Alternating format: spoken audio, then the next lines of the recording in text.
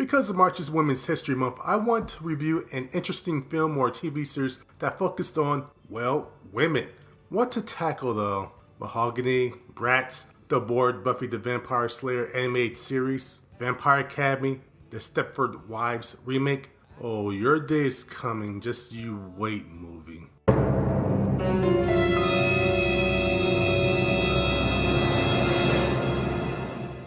Well, while watching an episode of Movie Nights hosted by Alison Pregler, she reviewed an episode of The Greatest American Hero, and my nostalgia alarm went off.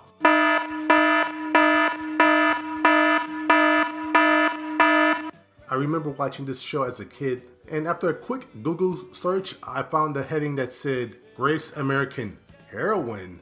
Okay, Internet, now I'm intrigued. But before I begin, some backstory on The Greatest American Hero. One day while driving through the desert, high school teacher Ralph Hinckley runs into a bunch of aliens. As you do, they give him a special super suit with various powers. Also in the desert was Special Agent Bill Maxwell. The aliens want them to use the suit for good. They're even so nice to give Ralph a how-to book on using the suit, which he promptly loses at least twice during the series. Along the way, they run into the obligatory love interest lawyer Pam Davidson, and wackiness and shenanigans ensue. This episode was used as a proposed backdoor pilot sort of for a spin-off series that never happened. It's been years since I've seen the series, and I'm only focusing on this episode, so I might overlook any continuity issues this episode has with the rest of the series. Just like Fox does with the X-Men films, Logan included. If that irritates you, well, just keep this in mind. I don't care! The episode begins with a white-haired Bill Maxwell recapping events from the series, how he met Ralph Hinckley, the aliens, and so on. Then he says one day, the unthinkable happened. Ralph's secret identity was revealed to the public. Balderdash. He never had a secret identity. He didn't wear glasses like Clark Kent or a mask like the Flash. I had this problem when I watched the show as a kid. How exactly is he a secret superhero when he doesn't hide his identity? Well, anyway, about 30 seconds later, after his non-unmasking, the world's worst Ronald Reagan impersonator arrives and thanks him. I'm not sure how he knew he was going to be there and how he got to that exact spot so quickly though. Ralph quickly becomes a celebrity and the fame all goes to his head. The aliens eventually find out and aren't that happy. They saw him on the Dick Cavett show and they force Ralph to give up his suit, but first he has to find someone else to take up his role. I did find it interesting that the aliens said that everyone in the world except Ralph, Pam, and Bill would forget everything once the suit is on someone else. Where was this Deus Ex Machina earlier in the series? We didn't get a montage of Bill and Ralph trying to find a new suit wear with the song Greatest Love of All playing. Found anyone who fulfilled my needs, a lonely place. No, I don't know why that song is playing. Is this going to be a thing where in this episode it's going to have all the songs in it have the word greatest in them? I say they both try to find someone, but it's really only Bill. Ralph just stalks this really nice lady with a fluffy mullet named Holly around town. It starts to get a bit creepy. Ralph then asks Holly a very important question. Actually, what I was wondering is, how do you look in red? What? Sorry, Ralph, that still seems a bit creepy. Later on, Pam and Ralph meet Bill and break the news to him. He doesn't take it that well. You did it to me, didn't you? He did it, didn't he? You picked a skirt! Oh, that Bill, so progressive and forward-thinking. Well, Holly arrives, and I think I know one reason why Ralph picked Holly.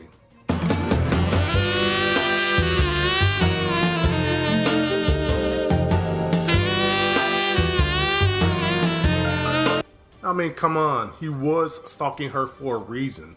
After a bittersweet goodbye, we have a Bill and Holly going through a training montage, and I gotta admit, I'm starting to fall in love with both Holly and the idea of this spinoff. Holly has such a upbeat, fun personality, and she feels that having these powers and the thought of helping people is both exciting and the best thing in the world. Holly reminds me of Marvel Comics' Gwenpool. Gwen is a comic book fan from the real world that suddenly travels to the Marvel Universe and she just geeks out at everything. It's fun to see how Gwen interacts with the other Marvel heroes and villains. I get that same feeling with Holly, and I've only seen her for a few minutes so far. Great job, guys. A while later, Holly calls Bill over because she came up with the first mission, to save the whales. Wait, did the writers get the idea of the plot from Star Trek IV? Well, this did come out the same year as The Voyage Home. Bill tries to talk some sense into her, but it's pretty obvious who's in charge here. Go if you don't want to. I got the suit. I can go by myself. You wouldn't.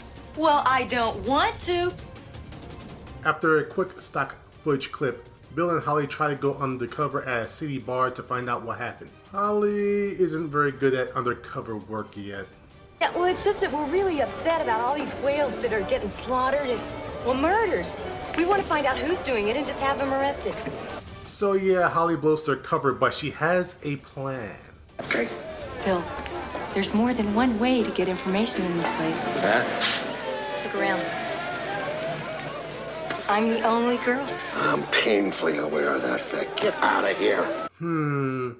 This episode is in danger of going from PG to R in a heartbeat. Oh no, she just wants to arm wrestle in order to get the info. It doesn't go the way she expected, and the men at the bar wind up stripping her clothes off anyway. Yet we still have a PG rating though. Bill gets the crap beaten out of him, and Holly slaps some guys around. They end up bumbling their way to victory. So basically, it's like every episode of the show. The episode ends with Bill eavesdropping on Holly as she tells her foster child her secret. Bill's heart grows a little bit after hearing the earnestness coming from Holly. Hey, here's to another long run with the new gang. Oh yeah, that's right. So yeah, this was a good episode. Quality-wise, it was just above a normal episode of the show. I like the new character Holly. At least I think she's new. She gave off a bit of a different energy than Ralph when he first got into the suit. The dynamic she had with Bill in this episode was good too. They were both funny together. Bill is hard-nosed, cranky, and a stickler to the rules, and Holly is upbeat, straightforward, and goes more on emotion than analytical planning. On paper, a character like Holly could get grating real fast. A good-natured, tree-hugging, seaweed-drinking kindergarten teacher? Yeah. However, the actress Mary Stuart Allen gave Holly a fun vibe that offsets Bill's curmudgeonly ways. That said, it would have been nice to see more ways being outed affected Ralph though. All we got was him and Pam driving a car talking to his agent on the phone. I see that as a bit of a nitpick since this episode was more about how Bill and Holly would get along together rather than just being about Ralph. Also, adding in another scene or two would have affected the pace of the episode. A quick side note. So once again, someone uses the suit in front of a bunch of people and nothing happens. Holly should have at least put on a wig before entering that bar. I am a bit disappointed this never went to series. There was great potential in this pilot. There were 45 episodes to The Greatest American Hero, but only 40 episodes were ever aired. The last 4 weren't, but they were on the DVD collection of the series.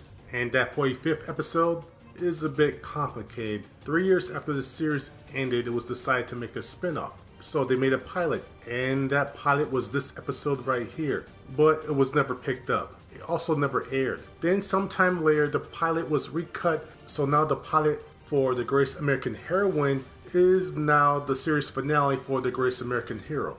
Everybody got that?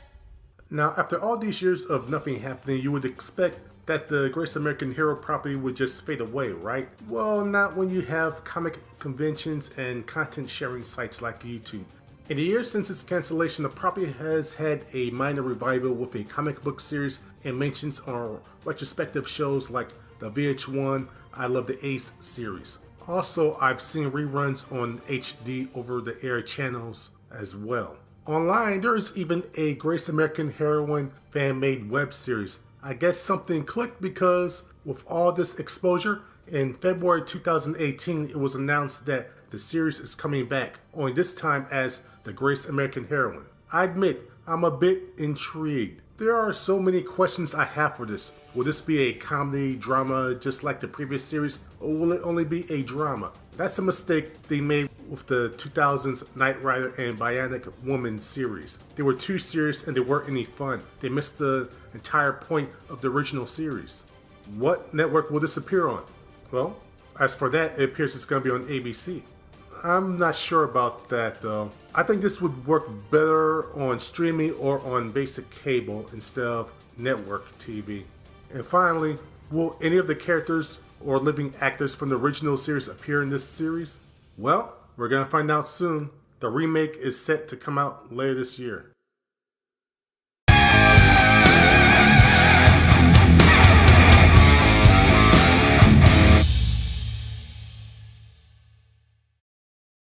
This is fun. It's okay, but personally, I prefer paintbrushes. What are paintbrushes? Oh, Timothy, you're still so young. Okay.